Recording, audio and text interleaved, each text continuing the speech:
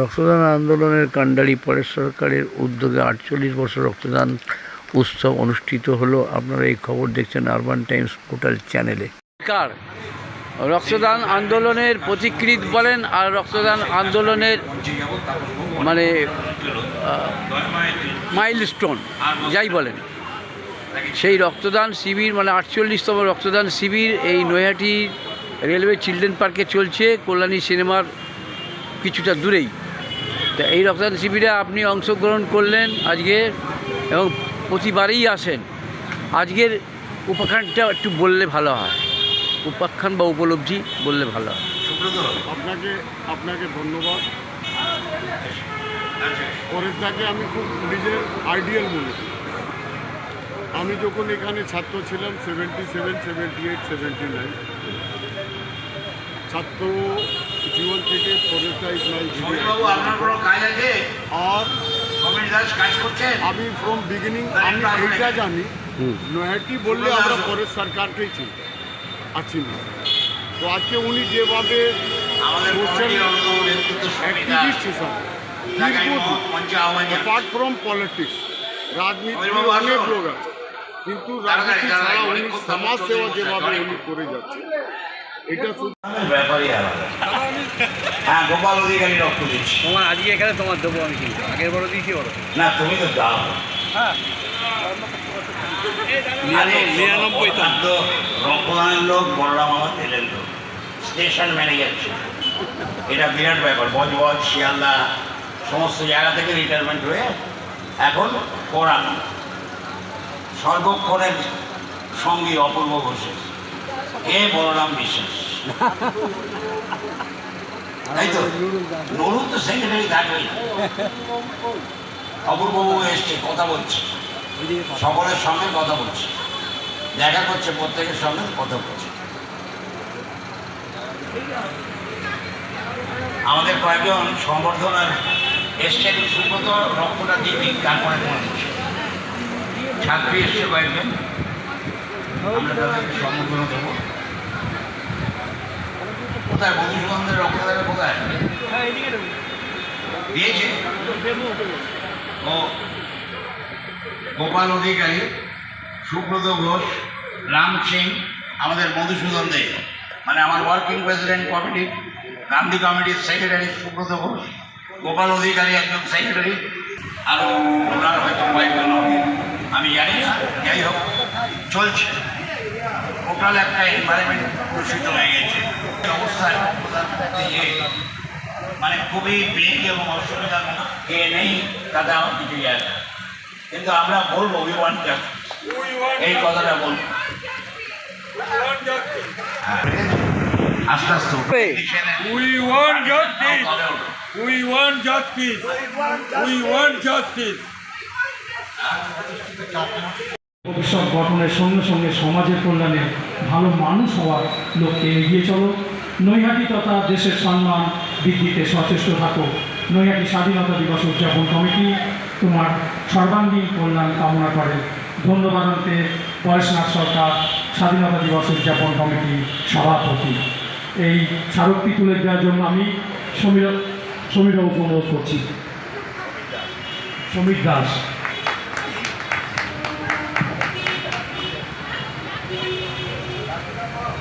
দিয়ে দিচ্ছি।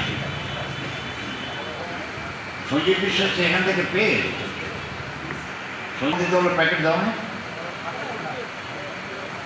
হ্যাঁ, তো দিয়ে দেওয়া হলো। সঞ্জীব বিশ্বাসের হাতে প্যাকেট দাও না?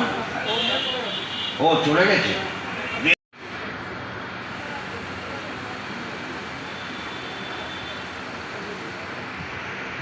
উত্তর কলিফা পল্লীমোহন উচ্চ বিদ্যালয় সম্মাননাপত্র প্রাপক দেবদেবী দাস উচ্চ মাধ্যমিক, প্রাপ্ত নম্বর 459, উত্তর কলিফা পল্লীমোহন উচ্চ বিদ্যালয়। শিক্ষাই ব্যক্তি মানুষের জীবনের মূল চালিকা। ছাত্রী জীবনে তোমার কীর্তিমান অবস্থানে আরও স্বীকৃতি হোক। নিজের ভবিষ্যৎ গঠনের সঙ্গে সঙ্গে সমাজ কল্যাণে ভালো মানুষ হওয়ার লক্ষ্যে এগিয়ে চলো। নৈহাটি তথা দেশের সম্মান বৃদ্ধিতে সচেষ্ট থাকো। নৈহাটি স্বাধীনতা উদযাপন কমিটি তোমার সর্বক্ষণের কল্যাণ কামনা করে। ধন্যবাদ শ্রী পরেশনাথ সরকার। নৈহাটি শাড়ি উদ্বোধন করবে। এরা দিচ্ছেন সভাপতি মাননীয় পরেশদা সরকার মহাশয়।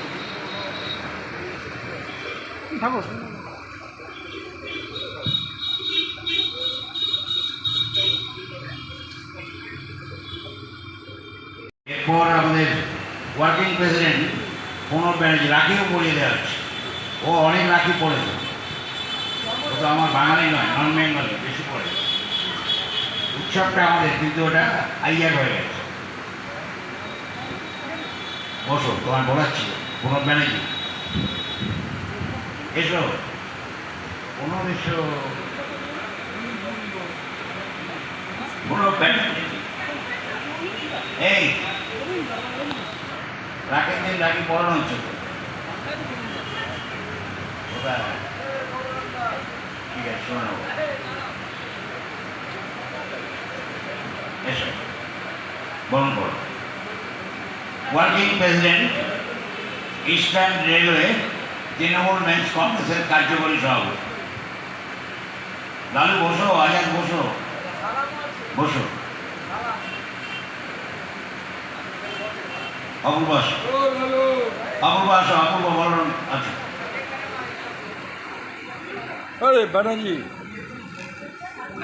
আমাদের অভিজিৎকে বল।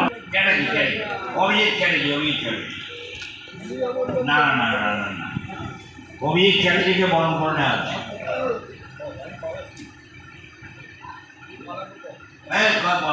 সম্বোধন হয়ে যায়, বল না, তারপরে কথা বল। সম্বোধন হয়ে যায়।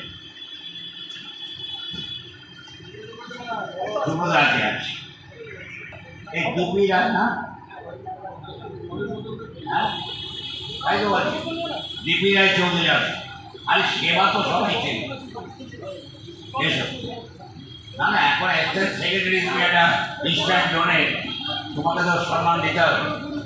এসো না, এসো, ঠিক আছে।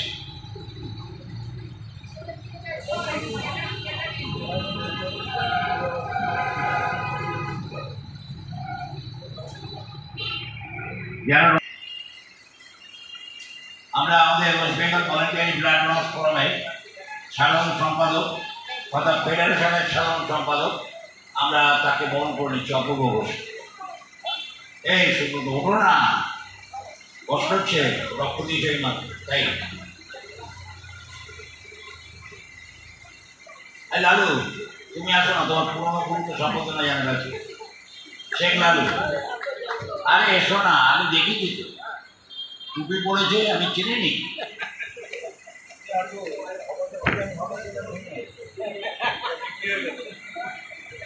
শেখ লালু তোমার, এবং তোমার নাম ঠিক আছে না, ঠিক আছে, ঠিক আছে, উত্তর এটা দাও। শেখ লালু পড়ে, হ্যাঁ বললাম না না।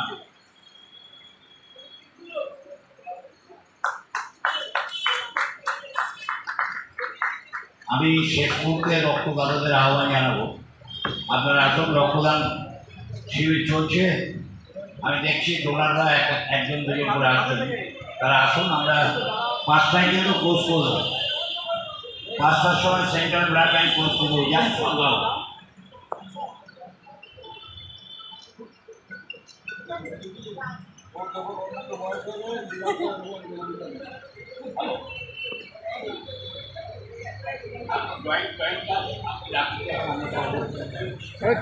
আরে আমরা কোথা দিয়ে তুলবো?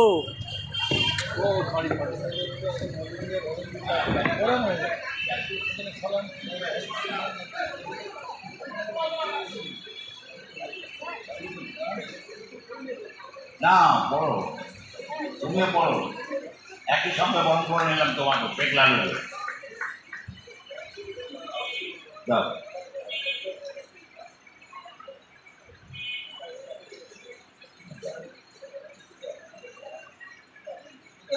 আপনার তো 100 ভাগ।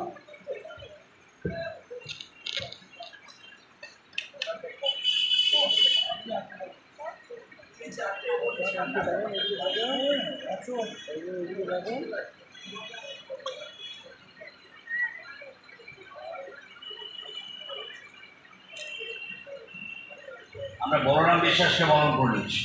বসো তুমি একটু বসো, বসো। আমি সেগুলো মুখে ডেকে নেবো।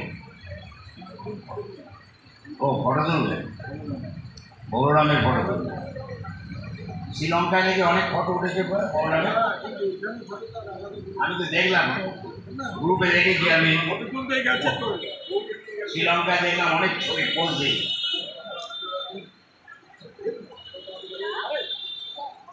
হ্যাঁ,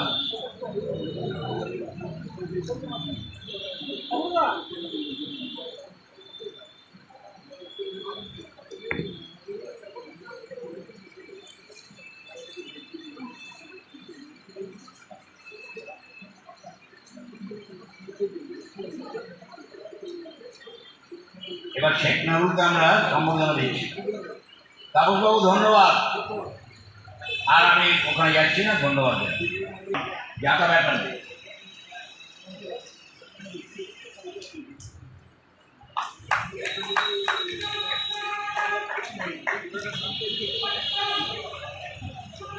বইটা দাও।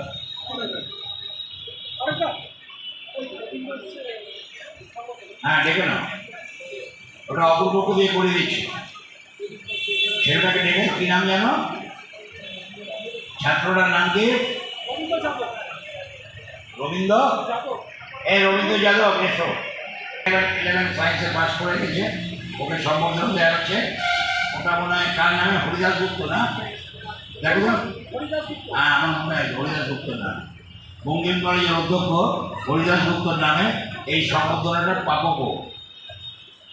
রক্তদাতাদের বলছে, যারা রক্ত দেবেন তারা একটু এসে শেষ মুহূর্তে রক্ত দিই।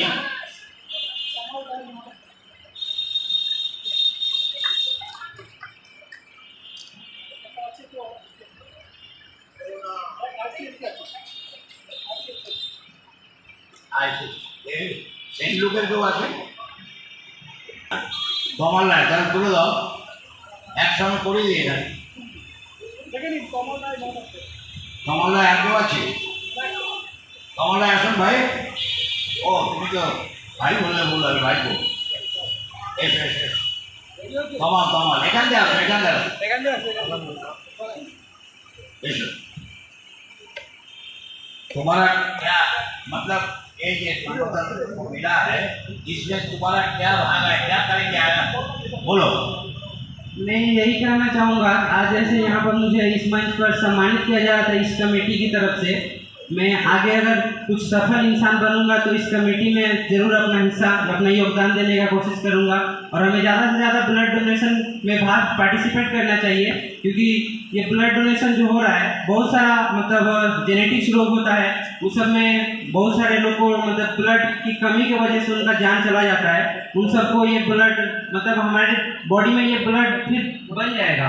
अगर हम डोनेट करते हैं तो हमारे बॉडी में ब्लड कम नहीं होता है, इसके वजह हमें डोनेट कर देना चाहिए। जिसको ज़रूरत है उसको ब्लड मिल जाएगा, उसका जान भी बचाया जा सकता है। इसलिए ज़्यादा से ज़्यादा ब्लड डोनेट करना चाहिए और इन सब जो समारोह हो रहा है इसमें ज़्यादा से ज़्यादा पार्टिसिपेट करना चाहिए। ये इतना ही कहूँ चाहूँगा और थैंक यू कहना चाहूँगा इस कमेटी को। तुम करेगा खूनदान? यस सर, अगर मैं, लेकिन मेरा भी एज 18 का नीचे है इसलिए नहीं हो पाएगा, लेकिन मैं ज़रूर करूँगा। अगर मैं जब 18 होगा तो तुम 3 महीना अंदर 4 बार देगा तो कितना होगा जानता है? हाँ, अभी मतलब 2.50 ml दिया जाता है ना, वही तो उतना कर दिया जाए। ठीक है ठीक है, जो जो ठीक है। कमल राय मोहम्मद, ठीक है ठीक है, देखा नहीं দাও। অপূর্ব ঘোষ করে দিচ্ছি, সম্বর্ধনাটা অপূর্ব ঘোষ করে দিচ্ছি। প্রাপ্ত নাম্বার 99.60। এটা তো সেন্ট লুক স্কুল। হ্যাঁ Saint Luke, Saint Luke English medium.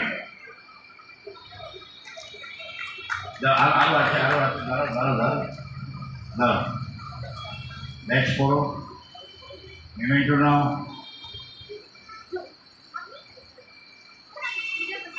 एक फोन एक बार दिखाए।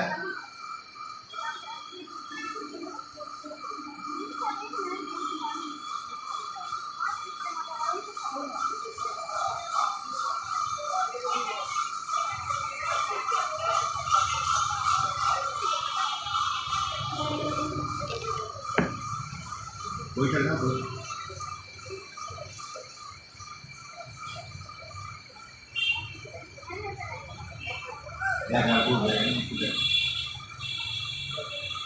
রাখিটা পড়ে দাও তুমি। আমরা এবার একটু আসছি আমাদের আজকের যে বিষয়ের উপর, রক্তদানের উপর। অপূর্ব একটু পরে বলবো। में लाए ये मैं रेलवे कर्मचारी, हर कर्मचारी इस बात को समझता है, लेकिन सब जगह अच्छे बुरे लोग होते हैं। उसमें भी आज जो समय आ गया है, अच्छे लोगों का सम्मान पहचान कमता जा रहा है। बुरे लोग, दुष्ट लोग कुख्यात नहीं तो विख्यात, इनका सम्मान बढ़ते जा रहा है। फिर भी जो अच्छे लोग होते हैं उनका सम्मान कभी कम नहीं होता है, ये भविष्य में भी होता रहेगा। एवं जो लोग जबरदस्ती सम्मान को लेते हैं वो बहुत दिन नहीं चलता है, कुछ दिन बाद वो समाप्त हो जाता है।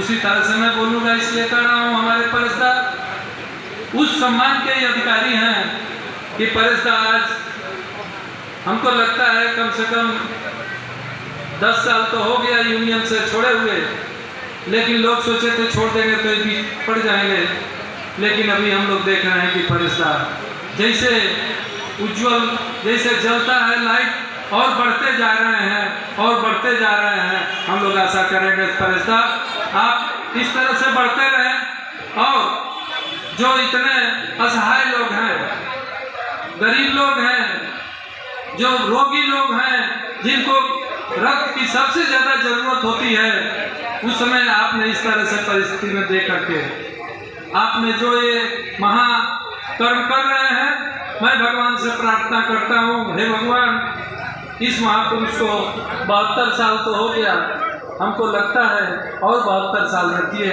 ताकि बहुत से लोगों का सेवा हो सके। मैं यही कहूँगा, फूल देखकर, फूल चाहे उसमें सुगंध हो या न हो, केवल फूल होना चाहिए। देख करके जिस तरह से भंवरा जहाँ से भी होता है, पता नहीं कहाँ से वो भंवरा आ जाते हैं, उसी तरह से हमारे परेशदार जहाँ भी ब्लड का नाम होता है, जहाँ भी रक्तदान का नाम होता है, परेशदार वहाँ उपस्थित रहते हैं। इसके लिए हम लोग जितना भी इनको प्रशंसा करें, इनका सम्मान करें, कम होगा। मैं बोलूँगा परेशदार आप इसी तरह से रहिए, हम लोग जैसे भी होगा, जहाँ भी रहेंगे आपके साथ है, आपका साथ देते रहेंगे। आप पहले भी हम लोगों के नेता थे, आज भी हम लोगों के नेता हैं और भविष्य में भी रहेंगे। यही कह करके मैं अपना वक्तव्य विराम दे रहा हूँ एवं परेशदार की उज्जवल भविष्य की कामना करता हूँ। जय हिंद, वंदे मातरम।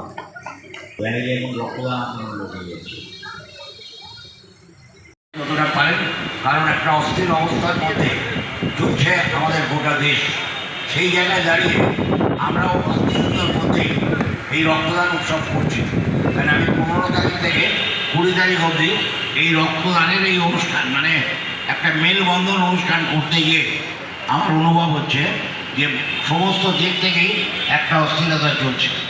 আমি অনেক রাজনৈতিক দলকে আজকে এখানে নেমন্তন্ন করেছিলাম, কেউ বাদ নেই। আমাদের রেকগনাইজ ইউনিয়ন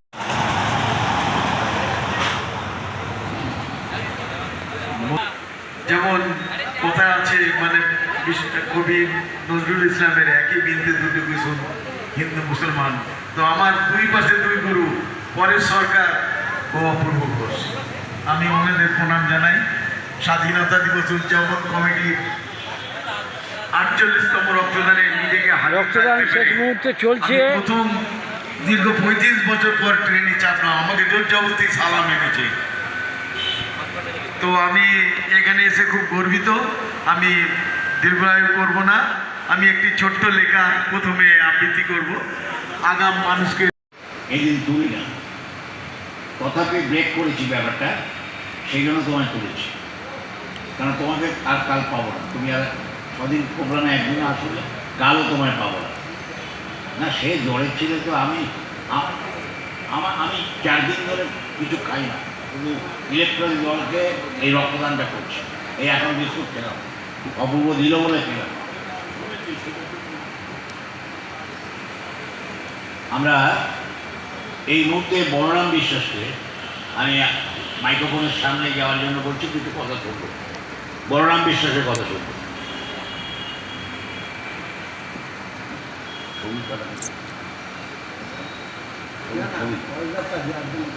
ওটা হবে, ওটা ওটা করে বলো না, তুমি বলে নাও না, ওটা হবে।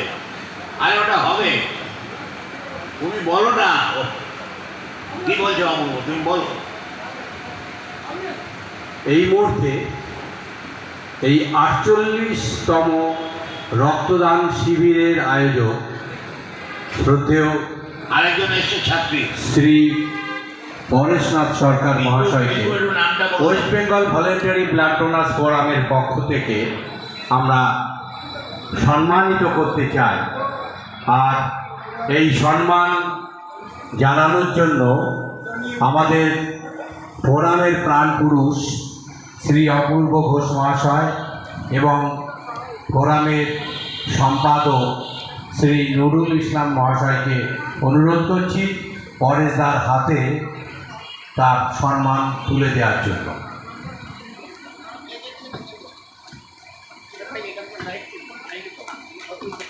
সরে যাও, সরে যাও। নয়ডাতে আমরা 42 জনকে ভারতবর্ষে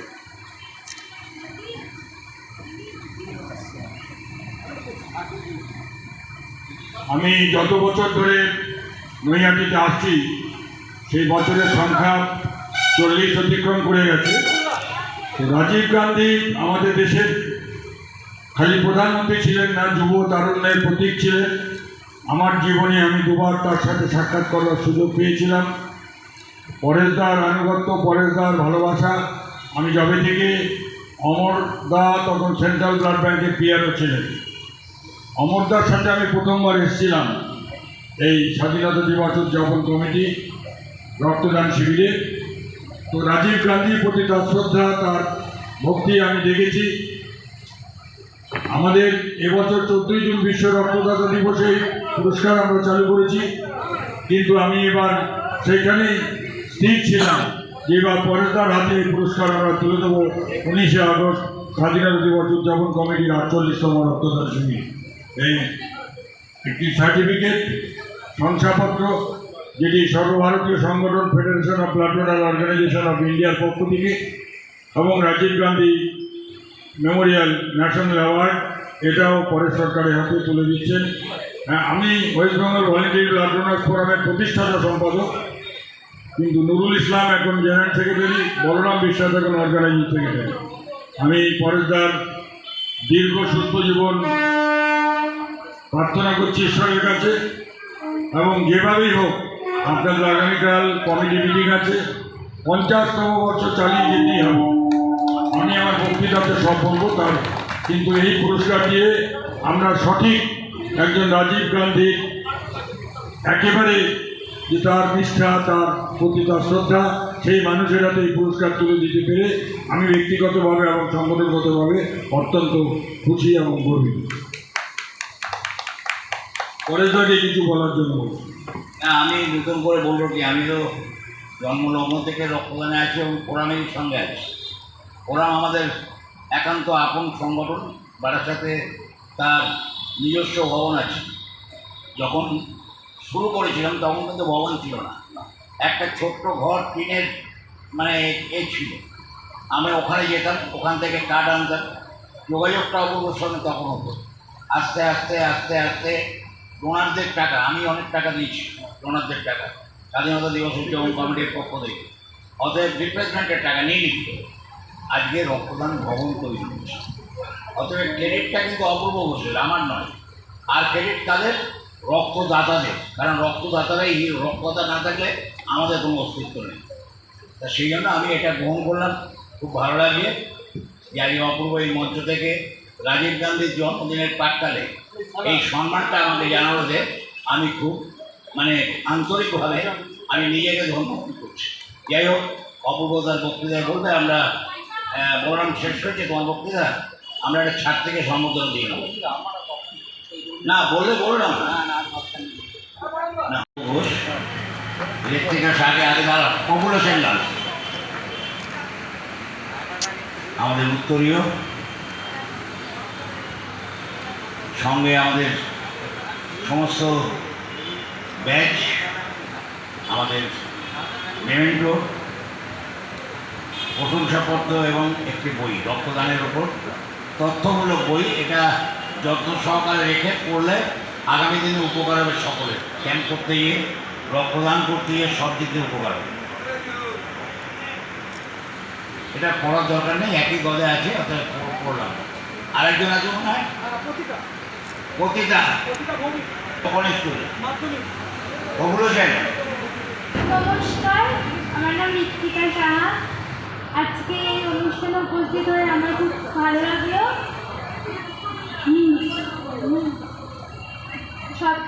সবাই আশীর্বাদ করবেন যাতে আমি ভবিষ্যতে এগোতে পারি অনেক দূর। এই আমার মানে ঠিক আছে। এটা মানে সম্বর্ধনা অপূর্ব ঘোষ দিচ্ছেন আমাদের এই নরেন্দ্রনাথ বিদ্যানিকেতনের ছাত্রী, তাকে সম্বর্ধনা দেওয়া হচ্ছে মানুষ।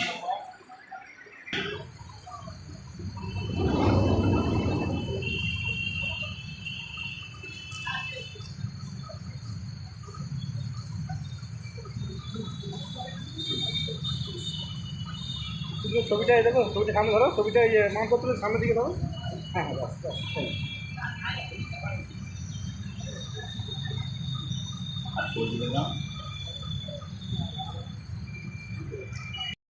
দৃষ্টি আই ফাউন্ডেশনে শুধুমাত্র সুগারের জন্য চোখটা অপারেশন হলো। আবার আমি আরও দেখব। আমি বিশ্বাস করি আগামী দিনের সকাল আমার সকাল হবে। Tomorrow sir will be my sir. এই বলে আমি যাচ্ছি। হয়তো আমার যেতে যেতে মিটিংও শেষ হয়ে যাবে। পরশকে কথা দিয়েছিলাম থাকবো। আগামীকাল রাজীব গান্ধীর জন্মদিনেও পারি না আমার বিশেষ করে আমার চোখদের আবার শুভেচ্ছা জানিয়ে আমি যাচ্ছি। এবং আমি নিশ্চিত আমি গিয়ে 5 বছর আপনাদের মিটিংও শেষ হয়ে যাবে। আমার চোখের জন্য হাঁটা চলাটা অত্যন্ত সংযত। তারপর বালন্দার সম্বর্ধনা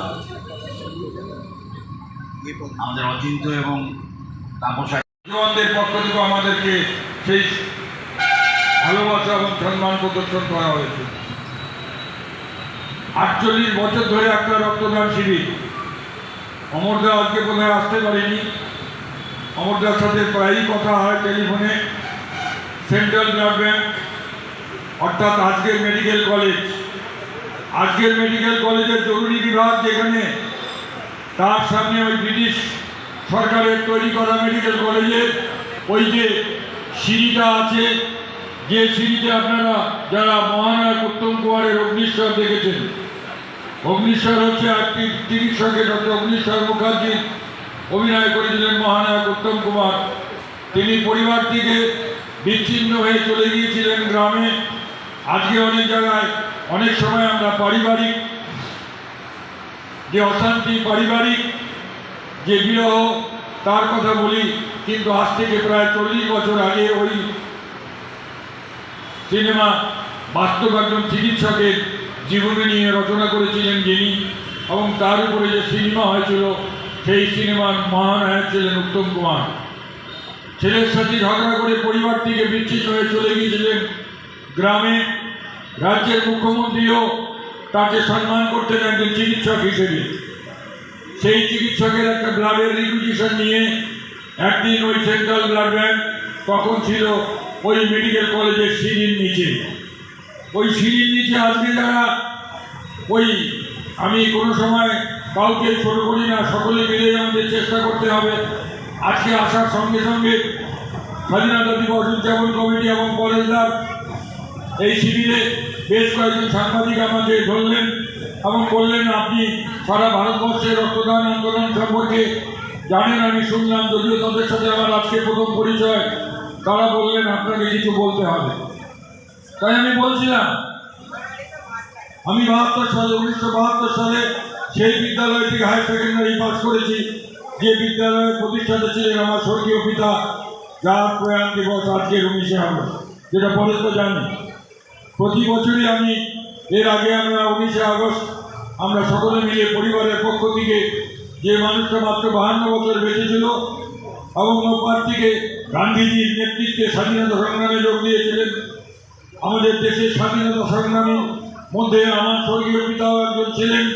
সেই মানুষই যখন ওপারে পাকিস্তান থেকে পালিয়ে এপারে চলে আসলেন, আমার মা গর্ভবতী অবস্থায় এই টিটাগড়ের একটি উদ্বাস্তু শিবিরে আশ্রয় নিয়েছিলেন এবং আমার বাবা আশ্রয় নিয়েছিলেন মার্কাস স্কয়ারে কলেজ স্ট্রিটে একটি উদ্বাস্তু শিবিরে।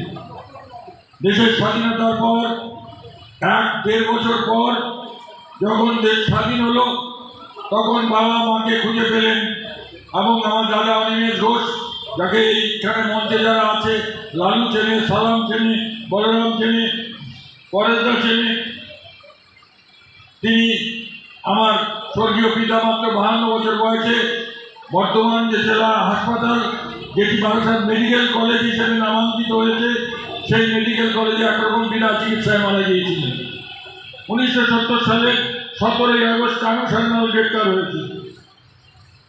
নকশাল আমলের কথা আজকে আমার এই বক্তৃতাকে আমি উৎসর্গ করছি আরজিকর মেডিকেল কলেজে অত্যন্ত পরিকল্পিতভাবে যে চিকিৎসক আমার কন্যা সম যে চিকিৎসককে নির্মমভাবে ধর্ষণ করে খুন করা হয়েছে, তার উদ্দেশ্যে আমি এই স্বাধীনতা দিবস উদযাপন কমিটির 48তম বর্ষের আমার বক্তৃতাকে আমি উৎসর্গ করছি।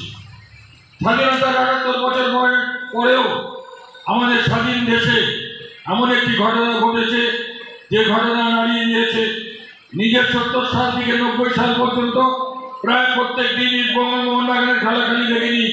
ইস্টবেঙ্গলে যত খেলা থাকতো ওই ইস্টবেঙ্গল মাঠে খেলা দেখতে যেতাম। 72-এ গোয়েন্দা কলেজ, 75-এ কলকাতা বিশ্ববিদ্যালয়, 80 সাল পর্যন্ত আমি কলকাতা বিশ্ববিদ্যালয়ের আইনের LLB ডিগ্রি আমার আছে এবং সেই নিয়ে 77 সালে আমি ITI ইন্ডিয়ান টেলিফোন ইন্ডাস্ট্রি, যার জনক পণ্ডিত জওয়াহরলাল নেহরু, এবং আমাদের এই ITI আমার মনে আছে এই স্বাধীনতা দিবস উদযাপন কমিটি গান্ধী মেলা করতেন। আমি যখন ITI চাকরি করি 80 দশকের একদম প্রথম দিকে নৈহাটি পৌরসভার মাঠে গান্ধী মেলা হতো এবং সেই গান্ধী মেলাতে ITI স্টল করতো এবং সেই ITI স্টলের অনুমতি পরের সরকার নিয়ে আসতো দিল্লি থেকে। তখন প্রণব মুখার্জি, ইন্দিরা গান্ধী দেশের প্রধানমন্ত্রী, অর্থমন্ত্রী। সেই সময় ITI একজন কর্মচারী হিসেবে আমি গান্ধী মেলায় পরেশদাকে চিনেছি, পরেশদাকে দেখেছি। একজন মানুষ বিক্রি হয়নি, মেরুদণ্ডটাকে সোজা রেখেছে, মাথাটাকে উঁচুতে রেখেছে। আজ থেকে 40 বছর আগে যখন প্রথম স্বাধীনতা দিবস উদযাপন কমিটির রক্তদান শিবিরে এসেছিলাম নৈহাটিতে, তখন দ্বিতীয় রক্তদান শিবির হতো না। পরেশদা বারবার করে আক্ষেপ করে বলছে, সংখ্যাটা যাই হোক না কেন 50 বছর পর্যন্ত টেনে নিয়ে যাবো। কালকে সকালবেলা ফোন করেছে, আমি এখন ইদানিং একটু দেরি করে ঘুম থেকে উঠছি, একটু বিশ্রাম বেশি নিচ্ছি, আবার সারাদিন দৌড়তে হবে বলে পরেশদা আমাকে 7টার সময় ফোন করলেন, কালকে তো একবার আসতে হবে। আমি বললাম অবশ্যই যাব, যেরকম রুটিন করে যাই সেরকমভাবে যাব। তো সেই জায়গায় দাঁড়িয়ে যেটা নুরুল বলেছে যে আমার ঘরে আমার স্বর্গীয় পিতা, আমার স্বর্গীয় মাতা এবং আমাদের অবিনাশ চন্দ্র ঘোষ স্মৃতি সভাগৃহ, যেটা আমার কাছে একটা তীর্থস্থান, যেখানে বসে প্রত্যেক দিন সন্ধ্যের দিকে রাত্রি 10টা সাড়ে 10টা পর্যন্ত নুরুল হয়তো 9টা, বলরাম 9:30 পর্যন্ত আমার সাথে থাকে। কি কাজ করি আমরা বাড়ি খেয়ে পরে মশলা হয়। দেখছেন এই রক্তদান শিবির তখন হতো না। আমি ওই সাংবাদিকদের বলছিলাম, কলকাতার মৌলালির স্টুডেন্ট সেলকম দেখেছেন যুবকেন্দ্রের আগে, ওই যুবকেন্দ্রের আগে যে স্টুডেন্ট সেলকম, ওই স্টুডেন্ট সেলকম 70-এর দশকে তৈরি হয়েছিল। ওই স্টুডেন্ট সেলকমের শিয়ালদা থেকে মৌলালি যাওয়ার পথে বাঁদিকে দোতলার কোণে লেখা আছে student Celcom build with the blood of the student. 1973-74 সাল থেকে এই রক্তদানের সাথে যুক্ত হয়েছি। তখন রক্তদান শিবির হতো না, তখন জেলখানার কয়েদিরা রক্ত বিক্রি করত এবং ওই জেলারের কাছে 10 টাকা করে জমা রাখতো ব্লাড ব্যাংক। যেদিন যাবজ্জীবন কারাদণ্ডে দণ্ডিত একজন আসামি তার যখন জেল থেকে ছুটি হবে আর প্রতি 3 মাস অন্তর বছরে 4 বার রক্তদান করলে 1 মাস সাজা লাঘব হতো। এটাই ছিল স্বাধীন ভারতবর্ষে এই পশ্চিমবঙ্গের চিত্র। আজকে যারা রাজনীতি করে কেউ এমপি হয়েছেন, কেউ মন্ত্রী হয়েছেন, অনেকেই অনেক কিছু হয়েছেন, তাদের সাথে আমার সখ্যতা ছিল। তারাও অনেকে বলছেন, অনেকে বলতেন যে অপুবদা আমার মনে আছে কল্যাণীতে বলে একবার কংগ্রেসের অধিবেশন হয়েছিল, ইন্দিরা গান্ধী এসেছিলেন।